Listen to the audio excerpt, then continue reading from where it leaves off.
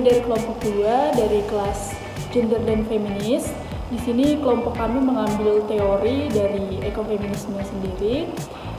Izinkan kami perkenalan terlebih dahulu. Saya sendiri Dinda Nasimbolon dan saya Friska Haryani Limbandraul.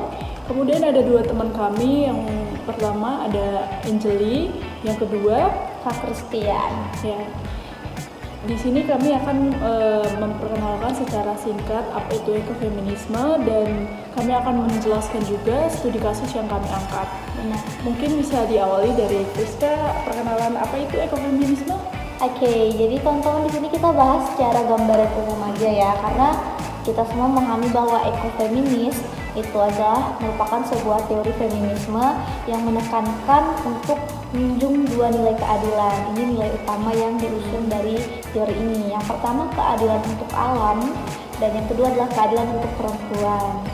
Jadi di ekofeminisme ini kita memang mau melihat bagaimana sih perjuangan para kaum rentan, perempuan, anak gitu kan, untuk bisa berperan dalam menjaga alam. Karena kan kalau alam kita rusak, sebenarnya semua kena dampak, tapi yang paling besar kena dampaknya itu adalah kita sendiri sebagai perempuan. Karena kita juga akan menjadi ibu rumah tangga. Amin. Amin, benar sekali.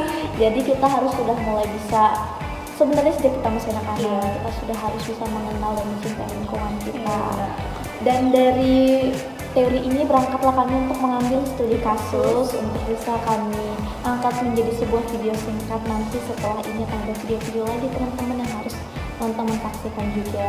Kami mengambil program pelatihan kreatif berbasis pasar dan berkelanjutan.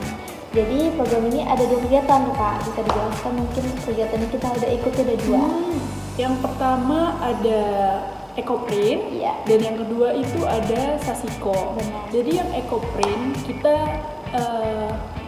menggunakan bahan-bahan alami seperti daun, terus ada pewarna alami.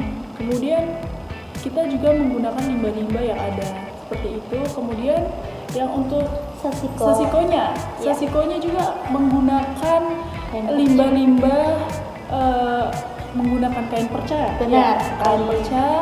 Terus kita diajarin merajut, menganyam, menyatukan Ekoprint dan Sasiko. Dan kemudian itu akan menjadi produk yang bisa dipasarkan dan menguntungkan beberapa kalangan yang ikut kegiatan tersebut. Jadi kegiatan itu juga nggak dipungut biaya. Benar sekali. Jadi dipungut. Benar. Dalam kegiatan ini kita ambil studi kasus yang memang sangat support banget buat kita yang pengen mengenal lebih jauh tentang ternyata ada daun-daunan yang bisa dijadikan sebagai motif untuk kain nih Kak. Dan kemudian juga dari motif tersebut bisa ditambah lagi dengan teknik menjahit sasiko, menganyam sasiko dengan bisa menghasilkan tas, topi, dan juga berbagai barang-barang untuk keperluan lainnya. Dari sini kita tahu bahwa ternyata tidak selamanya yang pelatihan itu tuh berbayar, ada yang gratis untuk menjadi sangat cocok ya ke ekofeminisme ini, sangat nyambung sekali.